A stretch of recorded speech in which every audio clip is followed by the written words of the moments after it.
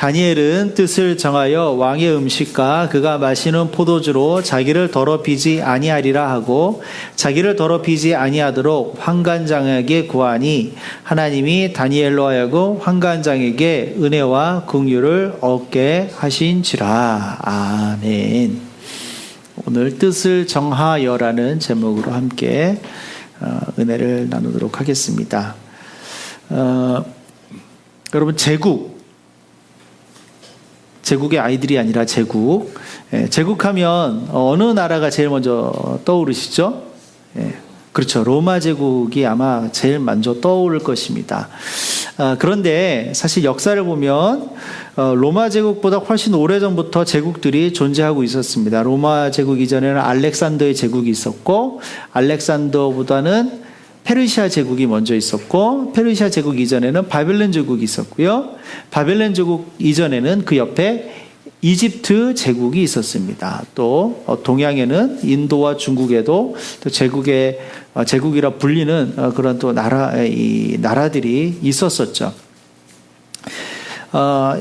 역사를 선사시대와 역사시대로 이렇게 구분을 합니다. 기록이 되기 시작하는 시대부터는 역사시대고요. 그 전의 시대는 선사시대라고 합니다. 그래서 아마 우리가 지금 이 성경 구약 창세기 앞부분을 보면, 요 때가 바로 역사시대에서 선사시대로 넘어가는 이렇게 넘어가는 시기에 그 창세기의 시기가 있었다고 보면 됩니다. 이 역사시대가 이제 열린 이후로는 늘 제국이 존재해 왔습니다. 여러분, 지금 제국이라 할 만한 나라는 어떤 나라죠? 미국이죠. 아무래도 미국이라고 할 수 있죠. 지금은 미국이 전 세계를 지배하는 패권 국가라는 것을 아무도 부인할 수 없습니다.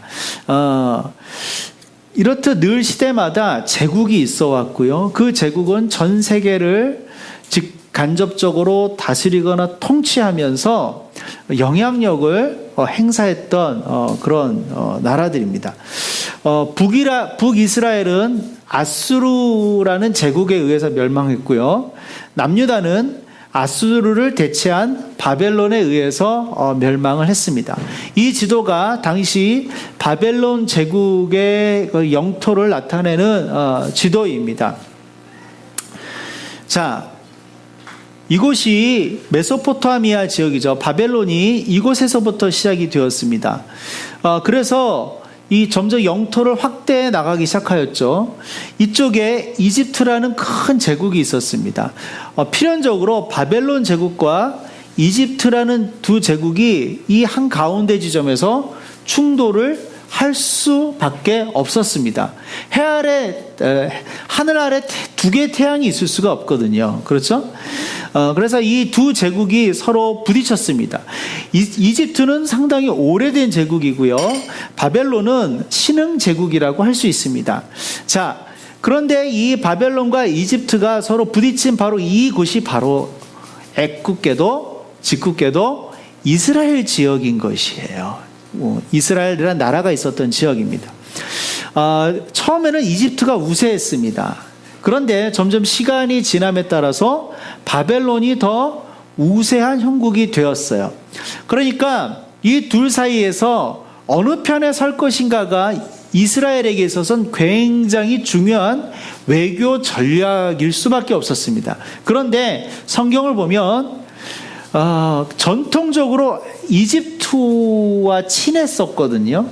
그렇기 때문에 새로운 바벨론 왕국이 강화해짐에도 불구하고 그 이집트를 계속해서 의지했습니다. 마치 우리 조선시대 때 명나라가 쇠하고 청나라가 이렇게 흥하기 시작하는데 우리나라 그 사대부들은 계속해서 명나라를 지지하고 청나라를 배척하다가 나중에 병자호란이라는 큰 그 난을 당하지 않습니까? 이때도 비슷한 일이 있었던 것이죠. 자, 오늘 다니엘 1장을 보면 유다 왕 여호야김이 다스린 지 3년이라고 되어 있습니다. 3년에 바벨론 왕 느부갓네살이 예루살렘에 이르러 성을 에워싸고요. 그 성을 침탈을 합니다. 침탈을 해요. 왜 그랬느냐? 이 여호야김이라는 왕이 누구냐면 원래 이름은 엘리야김인데요. 엘리야김은 형을 대신해서 왕이 된 사람입니다. 그럼 형을 대신해서 어떻게 왕이 됐는가? 형이 이름이 여호야하스인데요. 여호야하스가 이집트에게 밉보였어요. 그래서 이집트가 이 여호야하스를 폐위시키고 동생 엘리야김을 왕으로 세우면서 이름을 여호야김이라고 이렇게 바꾼 것입니다. 그리고 왕이 돼서 3년이 지났는데요. 그 3년 안에 바벨론이 굉장히 강해진 거예요. 그래서 이 이집트가 바벨론과 이제 대적을 할 수 없을 만큼 됐어요. 그래서 바벨론이 점점 아래로 내려오면서 이 이집트와 이렇게 화친 관계에는 이스라엘 남유다를 친 것입니다. 예루살렘 치고 그 성을 침탈했어요. 그래서 완전히 점령하지는 않았지만 사실상 속국으로 만들어 버렸습니다. 그래서 두 가지 일을 했습니다. 2절 말씀 한번 보겠습니까? 자, 2절 말씀, 다니엘 1장 2절 말씀 보시면요. 주께서 유다 왕 여호야긴과 하나님의 전 그릇 얼마를 그의 손에 넘기심에 그가 그것을 가져갔고 신할 땅 자기 신들의 신전에 가져다가 그 신들의 보물장께 두었더라. 첫 번째 한 일은 예루살렘에 있는 온갖 진귀한 보물들과 기물들을 이제 노력해서 자기들의 나라로 가져갔습니다. 우리나라 임진왜란 때나 이럴 때 보면 이 일본이 우리나라 와서 선진 문물들과 어떤 그런 기물들 같은 것, 사람들까지도 많이 이렇게 빼앗아 갔잖아요. 마찬가지로 똑같은 일이 있었던 것이죠. 그래서 두 번째 한 일이 뭐냐면 3절에 보면 왕이 환관장 아스부나스에게 말하여 이스라엘 중에서 왕족과 귀족 몇 사람 곧 흠이 없고 용모가 아름다우며 모든 지혜를 통찰하며 지식에 통달하며 학문에 익숙하여 왕궁에 살만한 소년을 데려오게 하였다라고 했어요. 그러니까 똑똑한 청년들, 아주 수재, 영재급의 그 될성부를 그런 청년들을 상위 0.001%의 그 청년들을 포로로 잡아서 자기 왕국으로 데리고 왔습니다. 왜요? 왕궁에 세우기 위해서. 즉 전 세계를 통치하는 이 통치에 있어서 인재는 꼭 필요한 것이거든요. 그런데 자기네 본국의 인재만으로는 이것이 부족하니까 점령한 나라와 민족들에서 똑똑하고 젊은 인재들, 아주 어린 아이들을 데려고 그 나라로 문화화시키고 새롭게 교육을 시켜서 이제 인재로 키우는 것이죠. 그래서 통치에 필요한 사람들로 사용하기 위해서 이제 이런 일들을 한 것입니다. 자, 일본이 우리나라 임진왜란 때 와서 도자기공들이나 이런 자기들이 도저히 갖지 못하는 최고의 기술과 이런 것을 가지고 있는 사람들을 무작위로 잡아갔잖아요. 그래서 일본에 엄청난 도자기 문화가 꼽히지 않았습니까? 그런 것을 생각하시면 되는 것입니다. 가장 똑똑하고 가장 지혜로운, 여기 보면 뭐라고 돼 있어요? 흠이 없고 용모가 아름다워요. 그 다음에 모든 지혜를 통찰하고 지식에 통달하며 학문에 익숙하여. 이런 대단한 사람, 아이들을, 소년들을, 청년들을 데리고 갔어요. 가서 무엇을 했습니까? 그 다음에 보면 갈대아 사람의 학문과 언어를 가르쳤다라고 했어요. 최신식 학문, 최고로 발달한 학문을 가르친 것입니다. 왜? 그리고 또 한 가지 한 것이 뭐냐면 왕이 지정하여 왕의 음식과 마시는 포도주를 주었는데 몇 년 동안? 3년 동안 그렇게 하게 하였다라고 했어. 왜? 아까 말씀드린 것처럼 제국을 통치하는데 필요한 사람들로 세우기 위해서 그 3년의 시간을 이 사람들한테 이제 투자를 하는 것입니다. 자, 다시 앞의 이야기로 돌아가서 이때가 여호야김 3년 때라고 그랬잖아요.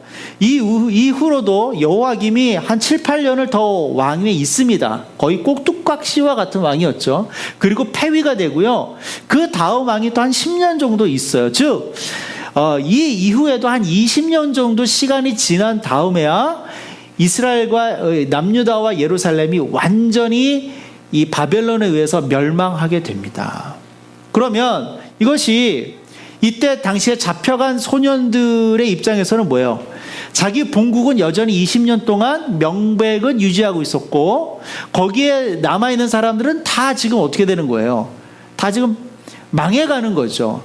도저히 출세할 길도 없고 도저히 성공할 길이 원천적으로 막혀있는 상태가, 본국에 있는 사람들은 자기 친구들과 자기 민족들은 그런 상태가 되어 있는 겁니다. 그러나 자기들은 정말 행운이 있는 거죠.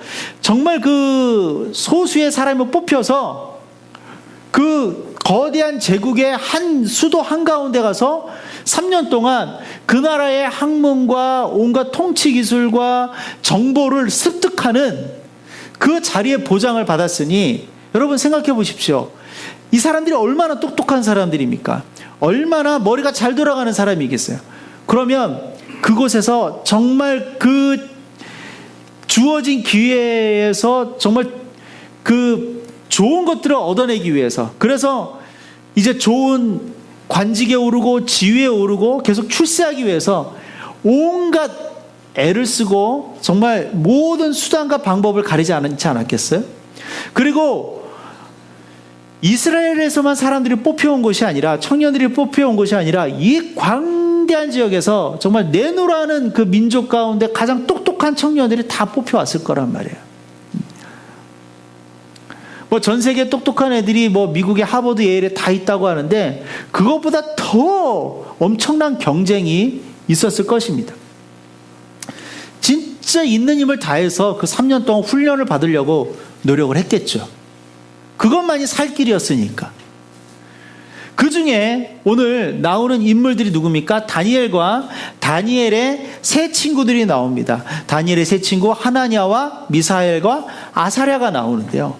이 다니엘과 다니엘의 세 친구들은 전혀 다른 생각을 하였다는 것을 오늘 이 말씀에서 우리가 알 수 있습니다. 자, 오늘 본문 말씀인데요. 이게 지금 얼마나 대단한 기회입니까? 죽었다 깨나도 얻을 수 없는 정말 천금 같은 기회란 말이죠. 그렇죠? 그런데 다니엘이 어떻게 하느냐? 우리 8절 말씀을 다시 한번 보겠습니까? 자, 읽어보겠습니다. 다니엘은 뜻을 정하여 왕의 음식과 그가 마시는 포도주로 자기를 더럽히지 아니하리라 하고. 자, 어떻게 뜻을 정했어요? 왕의 음식과 그가 마시는 포도주로 자기를 더럽히지 않겠다라고 뜻을 정했단 말입니다. 이것은 무엇일까요? 자기를 더럽힌다는 것은 무엇일까요? 우리 구약 율법을 잘 보면 이해할 수 있습니다. 레위기에 보면 정결한 음식과 부정한 음식이 나옵니다. 유대인들은 이것을 이제 코셔라고 하는데 이 율법에 의해서 하나님이 정해주신 먹을 수 있는 음식과 먹지 않아야 할 음식이 있어요. 그런데 단순히 이것을 먹어라, 먹지 말아라가 아니라 너희들이 먹지 말아야 할 음식을 먹으면 뭐가 된다? 부정하게 된다라고 하나님께서 말씀하셨어요. 시체를 만지거나 또 여러 가지 경우에서 부정하게 되는데 너희들이 먹지 말라고 한 음식을 먹게 되면 부정하게 된다라고 했어요. 부정하다는 것은 결국 무엇입니까? 내 앞에, 하나님 앞에서 거룩해지지 못한다. 정결해지지 못한다라는 것을 말씀하신 거죠. 그러니까 다니엘과 다니엘의 세 친구들은 이 말씀을 기억하고 있는 것입니다. 자, 또 한 가지 뭐냐? 왕이 내려주는 음식과 포도주는 필연적으로 그 바벨론이 섬기고 있는 바벨론의 신들에게 제물로 드려진 음식과 포도주라는 것이죠. 그러니까 다니엘과 다니엘의 세 친구들은 누구를 섬기는 거예요? 비록 나는 내 본국은 망해가고 여기서 내가 이쪽으로 끌려온 사람들이지만 나는 누구라는 정체성을 분명하게 하고 있는 것입니까? 나는 하나님의 사람들이라.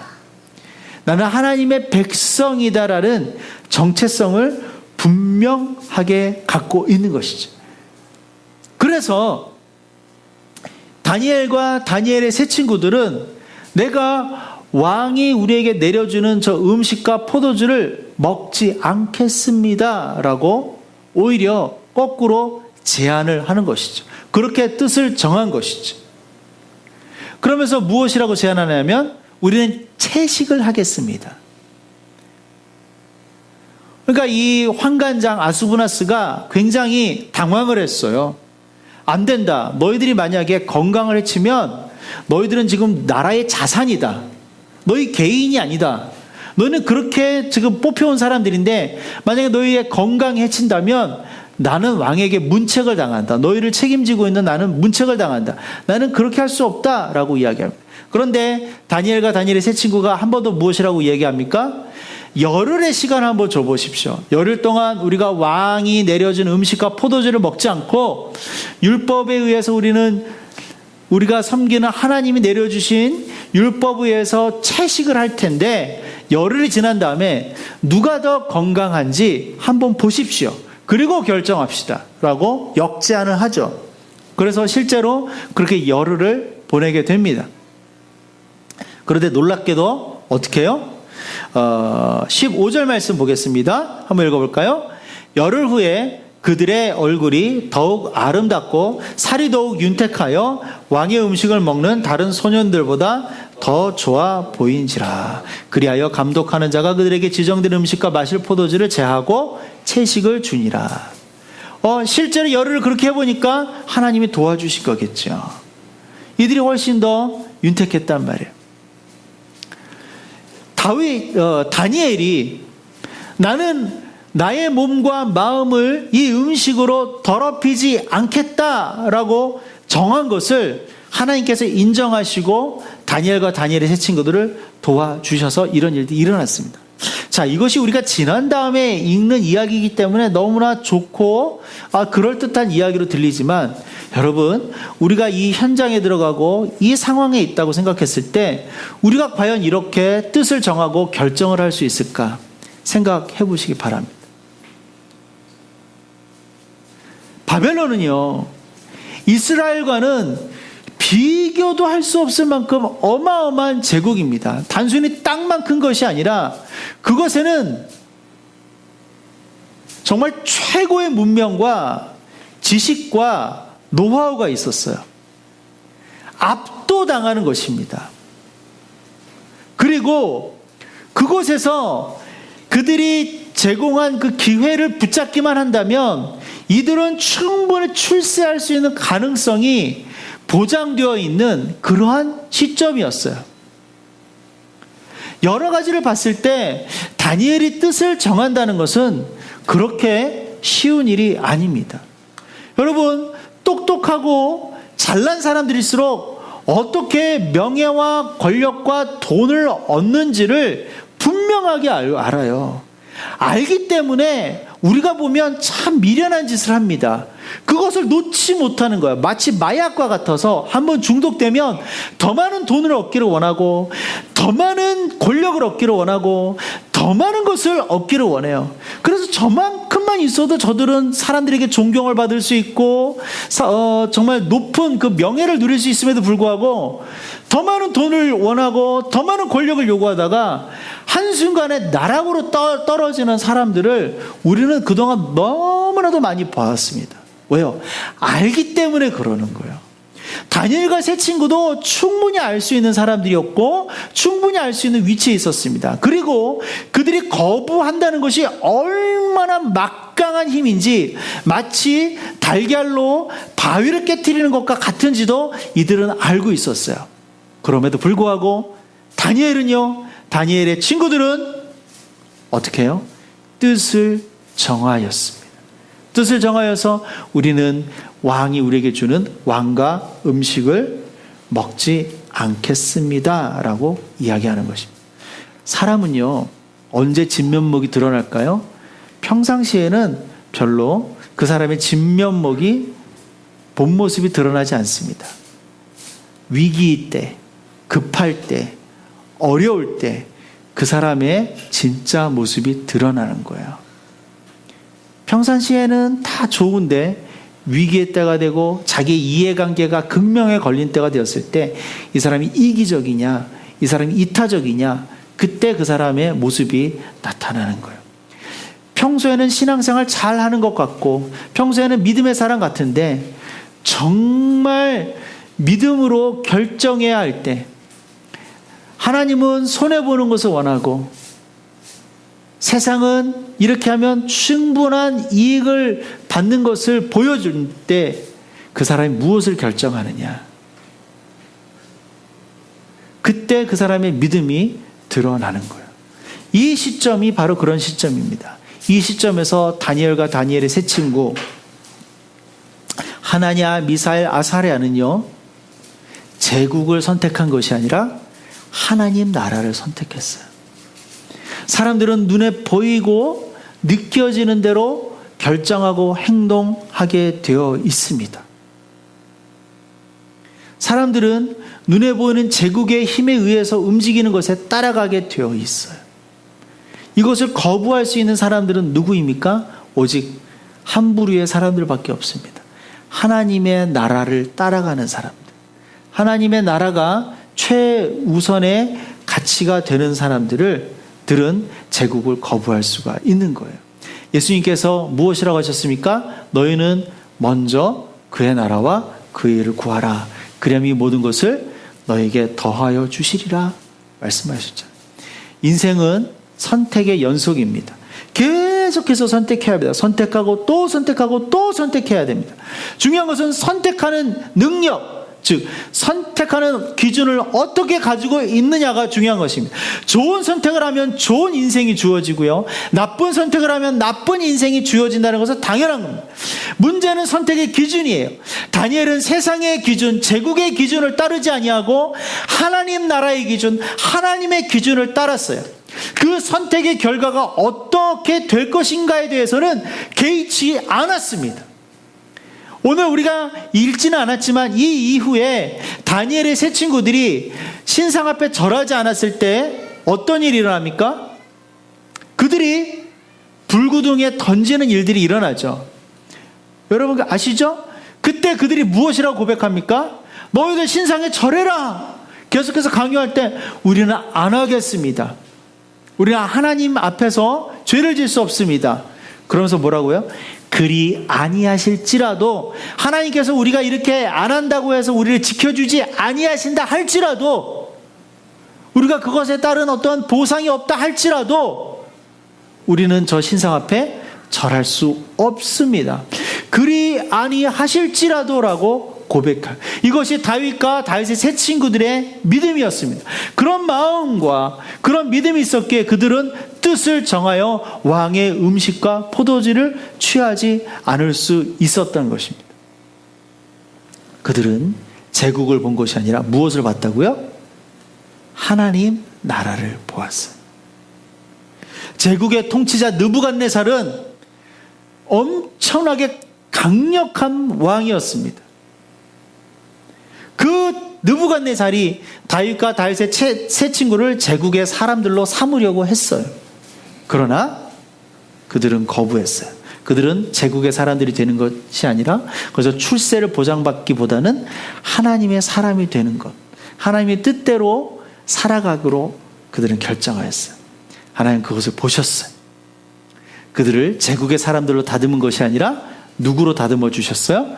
하나님의 사람으로 다듬어 주셨습니다. 17절 말씀 함께 보겠습니다. 자, 17절 말씀 같이 함께 보도록 하겠습니다. 같이 읽어볼까요? 하나님이 이 네 소년에게 학문을 주시고 모든 서적을 깨닫게 하시고 지혜를 주셨으니 다니엘은 또 모든 환상과 꿈을 깨달아 알더라. 자, 하나님이 이들에게 학문을 주셨고요, 모든 서적을 깨닫게 해주셨고요, 지혜를 주셨습니다. 이것은 느부갓네살 왕도 원했던 것입니다. 그러기 위해서 3년의 시간을 이들에게 주었던 것이죠. 그러나 그 3년의 기간 동안 다른 청년들, 다른 곳에서 온 청년들도 이렇게 되었을 수 있습니다. 중요한 것은 그 다음 구절입니다. 거기까지였을 거예요. 그런데 다니엘은 그 위에 무엇을 더 받았습니까? 또 모든 환상과 꿈을 깨달아 알게 되었어요. 이것은 하나님만이 주실 수 있는 것입니다. 여러분, 어떤 분야든지 최고의 경제에 올라가면 더 이상 실력과 이성과 이런 것으로 해결되지 않는 한계에 사람들이 부딪히는 것을 느끼게 됩니다. 최고봉에 올라가는 사람들은. 여러분, 20세기 초에 최고의 바이올리니스트였고 음악가였던 파가니니가요, 이런 말을 했습니다. 하루 연습을 안 하면 내가 알고, 이틀 연습을 안 하면 사람들이 알고, 3일 연습 안 하면 청중들이 안다라고 했어요. 그는 최고의 연주를 하기를 원했습니다. 가장 완벽한 연주를 하기를 원했어요. 완벽주의자였어요. 그가 오케스트라를 주의를 할 때는 32분의 1박자, 64분의 1박자까지 철저하게 지키도록 단원들에게 요구했다고 합니다. 그런데 그가 가장 완벽한 음악을 하기 위해서 어떤 결정을 한지 아세요? 하다 보니까 자기의 힘과 능력으로 안 되는 것을 느꼈어요. 자기의 영혼을 사단에게 팔았습니다. 그런 일들이 지금도 이 세상 곳곳에서 비일비재하게 일어나고 있습니다. 예술의 최고 자리에 있는 사람들, 경제의 최고 자리에 있는 사람들, 정치의 최고 자리에 있는 사람들, 그 최고봉에 가서 자신의 힘으로 안 되는 것들을 느낄 때 그들이 어디에 기웃거리는 줄 아세요? 영적인 힘을 가진 사람들, 영적인 힘으로 자기를 도와주는 사람들을 향해서 기웃거리기 시작합니다. 영의 힘이 필요하다는 것을 느껴요. 그래서 여러분, 우리나라 재벌들이나 최고 고위 정치인들이요, 점쟁이들 엄청 많이 찾아다닙니다. 또 그런 사람들만 상대하는 나름 용험하다고 하는 그런 점쟁이들이 강남에 곳곳에 숨어 있어요. 함부로 만날 수 없는 점쟁이와 무당들이 있습니다. 그들에게 영적인 힘을 빌려옵니다. 그들에게 영적인 힘을 빌려와서 어떤 정책을 결정하고 어떤 내가 무엇을 투자하고 어떻게 할 것인가를 결정합니다. 어마어마한 돈들을 그들에게 갖다 줍니다. 어마어마한 이권들을 그들에게 갖다 줘요. 알아요. 영의 힘이 필요하다는 것을 압니다. 중요한 것은 어떤 영인가가 중요한 것이죠. 대부분의 사람들은 하나님의 영보다는 세상을 다스리고 있는 악한 영에게 의지하게 되어 있어요. 그런데 하나님, 다윗이 뜻을 정하여서 제국의 사람이 되지 않기로 하고 하나님의 사람이 되기로 정하였을 때 다윗에게 하나님의 영을 부어주시는 거예요. 모든 환상과 꿈을 깨달아 알게 해주셨어요. 여러분, 우리가 다니엘 말씀 알죠? 이후에 다니엘은요, 어떻게 됐습니까? 하나님께서 그에게 이 세상의 끝에 대해, 제국들의 끝에 대해서 어떤 제국들이 일어나고 어떤 제국들이 흥하고 어떻게 망하게 될 것인지에 대해서 다니엘에게 모두 다 보여주시고 말씀해 주셨어요. 오직 이 시대에 다니엘 한 사람만 했습니다. 그래서 다니엘서를 뭐라고 합니까? 구약의 요한계시록이다라고 이야기하기도 합니다. 자, 계속해서 18절, 19절 말씀 읽어보도록 하겠습니다. 왕이 말한 대로 그들을 불러 드릴 기한이 찼으므로 환관장이 그들을 느부갓네살 앞으로 데리고 가니 왕이 그들과 말하며 보매 무리 중에 다니엘과 하나냐와 미사엘과 아사랴와 같은 자가 없으므로 그들을 왕 앞에 서게 하고, 가장 뛰어난 사람이 되어서 3년 뒤에, 왜요? 지식의 지식, 그 위에 무엇이 부어졌어요? 하나님의 영이 부어졌기 때문에. 계속해서 읽어볼까요? 왕이 그들에게 모든 일들을 묻는 중에 그 지혜와 총명이 나라 박수와 술객보다 10배나 나은지, 몇 배나? 10배나 나은지를, 조금 나아도 대단한 건데 10배나 나았대. 그 나라 최고의 지혜자들, 최고의 영적 권위자들보다도 10배나 더 지혜롭고 현명했다. 하나님이 다니엘과 그 세 친구들을 그렇게 사용하신 것이죠. 여러분, 하나님의 나라가 이길까요? 제국이 이길까요? 당연히 제국이 이깁니다. 아니, 하나님의 나라가 이깁니다. 제국이 강한 것 같고 제국이 모든 것을 집어삼키는 것 같지만 결국은 하나님의 나라는 영원하기 때문에 제국이 하나님의 나라를 이길 수가 없어요. 마지막으로 21절 말씀이 바로 그것을 이야기합니다. 같이 읽어보겠습니다. 시작. 다니엘은 고레스 왕 원년까지 있느니라. 여러분, 이 강력한 나라, 천년 만년 갈 것 같았던 이 강력한 바벨론이요, 불과 50년 만에 싹 멸망합니다. 느부갓네살, 대단한, 지금까지도 회자되고 있는 가장 강력한 통치자 중에 한 명입니다. 역사상. 그 사람도 죽었어요. 역사 속에서 사라졌어요. 그가 건설한 저 왕국, 제국도 무너졌습니다. 그리고 새로운 제국이 등장해요. 그 새로운 제국의 통치자가 고레스입니다.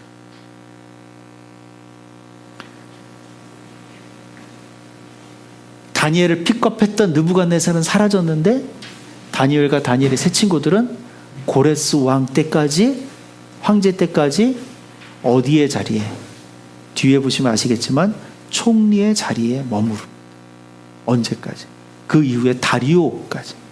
페르시아 제국, 이쪽에서 새롭게 일어난 페르시아 제국이 통치할 때까지 왕조가 3번 바뀌는데 그냥 왕이 3번 바뀌는 게 아니라 제국이 3번 바뀌었어요.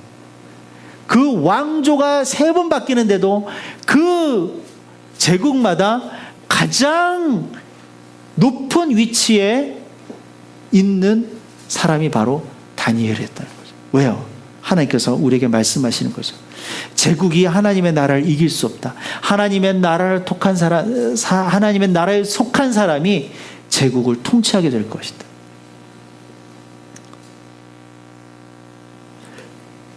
우리가 다 다니엘처럼 최고봉에 올라갈 수 있는 사람들은 아닙니다. 그러나 오늘 이 말씀을 통해서 우리가 어떤 도전을 받을 수 있는, 오늘도 우리가 제국과 하나님 나라 사이에서 끊임없이 갈등해야 되고 끊임없이 선택해야 하는 것입니다. 그때 우리가 무엇을 선택해야 됩니까? 우리가 어떻게 뜻을 정해야 하는 것입니까? 하나님 앞에 바로 서기로, 하나님의 뜻을 따르기로, 주의 말씀을 따르기로, 제국 앞에 서는 것이 아니라 하나님 나라 앞에 서기로 우리가 뜻을 정하기를 주님의 이름으로 축복합니다. 주님께서 그럴 때 다니엘에게 주의 영을 부어주셨던 것처럼 우리에게도 하나님의 영을 부어주실 것이. 여러분, 우리가 살아갈 때 하나님 앞에 뜻을 정하고 하나님의 영으로 충만한 것이 너무나 중요합니다. 하나님의 영으로 충만하지 않으면 우리가 살아가는 것이 무의미해져요. 제가 요즘 요 며칠 사이에 느끼는 것이 사람 만나는 게 재미가 없어요. 갔다 오면은 제가 아내한테도 얘기했습니다. 너무 내가 요즘 사람들 많이 만나는 것 같다. 그런데 객관적으로 말하면 뭐 더 많이 만난 게 아니에요. 그런데 많이 만나는 것처럼 느껴지고요. 그 시간들이 불필요하게 느껴지기 시작해요. 그래서 제가 어제도 어쩔 수 없이 어떤 약속들이 있어서 만남을 하고 돌아오는데 제 안에 어떤 결정을 좀 했냐면, 기도를 했냐면, 하나님, 제가 이제 최대한 사람들 만나는 만남을 좀 절제하겠습니다. 하나님이 허락하시고 하나님 필요하다고 하시면 하겠지만 불필요한 만남들은 제가 절제하겠습니다. 왜? 내가 하나님 앞에 머무는 시간들을 너무 많이 뺏긴다는 것을 제가 요즘 느끼는 거예요. 그것이 나에게 내 삶에, 내 하루하루에 내 영의 힘을 빼앗아 간다는 것을 느껴요. 그래서 저는 사람들을 만나고 사람들과 이야기하는 것보다 좀 더 많은 시간을 확보하고 그만큼 절제해서 하나님 앞에 머물고 말씀 보고 기도하고 이런 일들에 내 시간을 더 많이 할애해야 되겠다.